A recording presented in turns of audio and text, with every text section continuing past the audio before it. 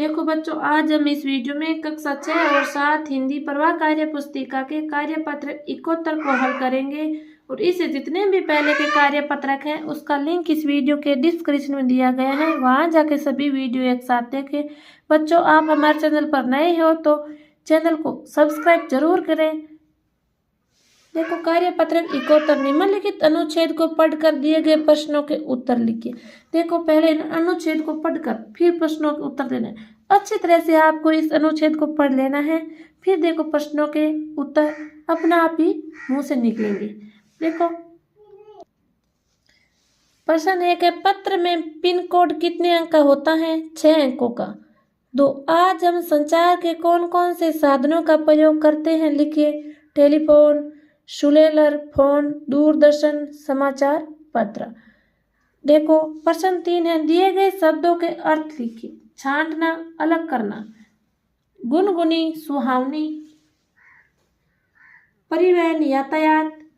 हर कार्य, डाकिया। तकनीकी, प्रौद्योगिकी। Email, electronic mail. तो देखो बच्चों, प्रश्न नंबर 4 है, बॉक्स में दिए गए शब्दों का प्रयोग कर वाक्य को पूरा कीजिए।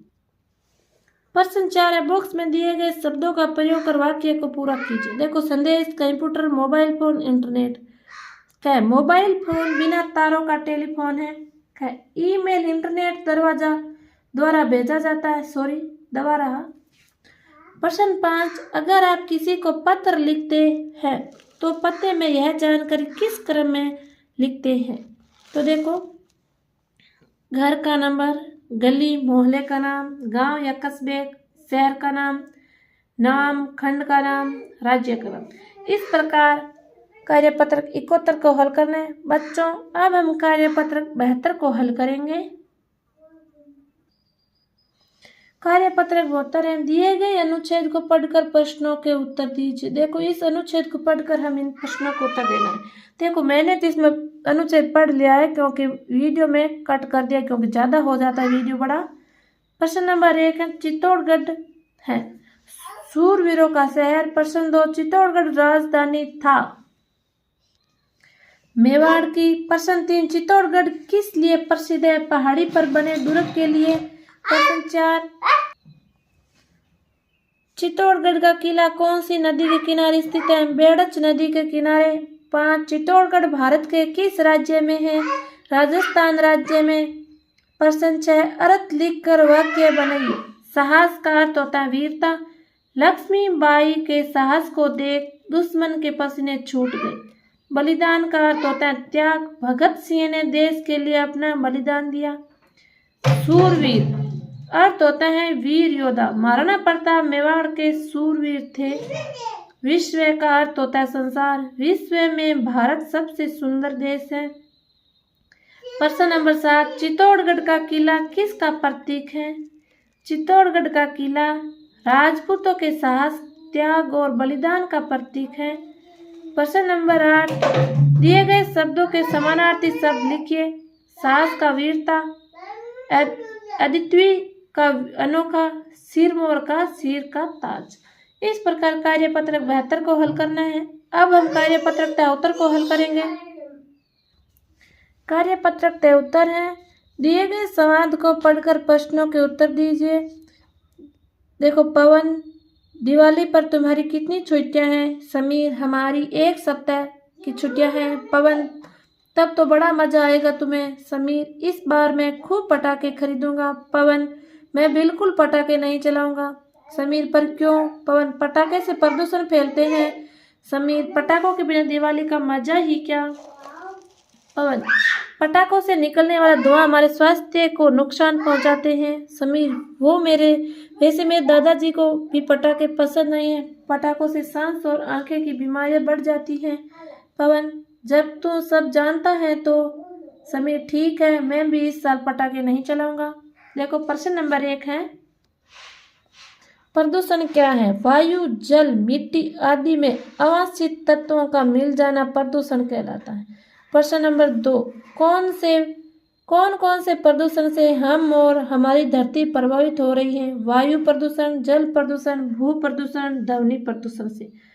प्रश्न नंबर 3, हम प्रदूषण को कैसे रोक सकते हैं? सभी लोगों को जागरूक कर इसके दुष्प्रभावों के बारे में बताकर। प्रश्न नंबर 4, पटाखे बड़े, बूढ़े और बीमार लोगों को कैसे कैसे प्रभावित करते हैं? पटाखे से सांस लेने में दिक्कत आती है तथा इनकी आवाज़ से परेशान होते हैं। 5, आप सब दिवाली कैसे मनाते हैं? नए कपड़े पहनते हैं, सब मिठाइयाँ खिलाते हैं, लक्ष्मी और गणेश जी की पूजा करते हैं। इस प्रकार बच्चों कार्यपत्रक 73 को हल करना है। बच्चों अब हम कार्यपत्रक 74 को हल करेंगे। कार्यपत्रक 74, निम्नलिखित पद्यांश को पढ़कर दिए गए प्रश्नों के उत्तर लिखिए। देखो इस पद्यांश को पढ़कर हमें प्रश्नों के उत्तर देने हैं। अच्छी तरह से इस पद्यांश को पढ़ लेना है, फिर हमें इन प्रश्नों के उत्तर देना है। देखो प्रश्न नंबर 1 है, कवि ने जीवन का सच किसे कहा है? जीवन में संघर्ष करना ही सच है।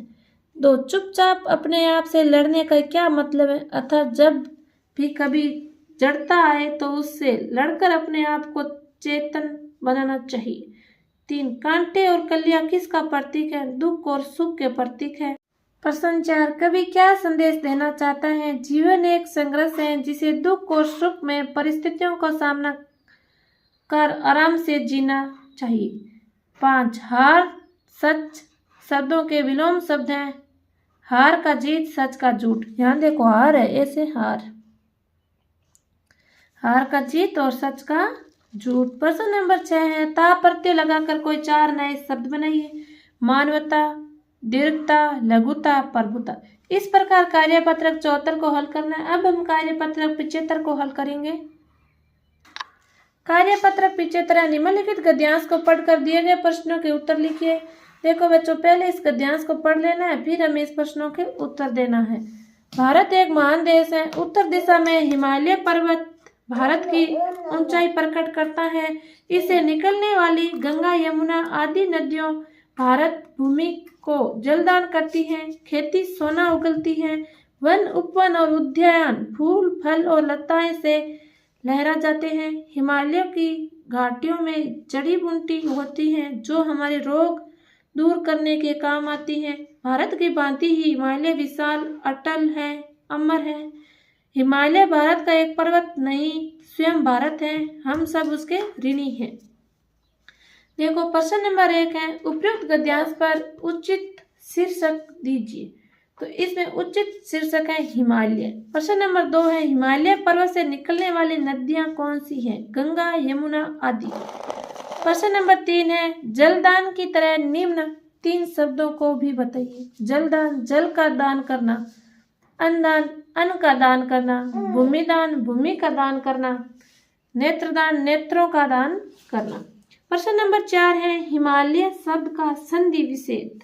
देखो हिमालय शब्द का संधि विच्छेद होता है हिम प्लस आलय, तो इसमें ये सही होगा। प्रश्न नंबर 5 है, हिमालय पर्वत की कोई 3 विशेषताएं लिखिए। देखो 1 नंबर, हिमालय में नदियां निकलती हैं। हिमालय की घाटियों में जड़ी बूटियां होती हैं। 3, हिमालय विशाल, अमर और अटल है। प्रश्न नंबर 6 है, हिमालय पर्वत की महानता को किसके गौरव का प्रतीक माना है? भारत देश के। प्रश्न 7 है, प्रस्तुत गद्यांश से संबंधित कविता की कुछ पंक्तियां लिखिए। देखो पंक्तियां हैं, खड़ा हिमालय बता रहा है, डरो न आंधी पानी में, खड़े रहो तुम अव्यय होकर, सब संकट तूफानी में। इस प्रकार एक कविता की पंक्ति लिखनी है।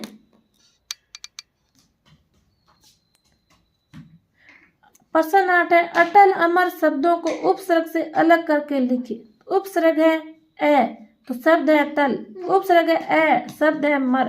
देखो इस प्रकार बच्चों कार्यपत्रक 75 को हल करना है। बच्चों वीडियो को ज़्यादा से ज़्यादा शेयर करें, चैनल को सब्सक्राइब करें। धन्यवाद।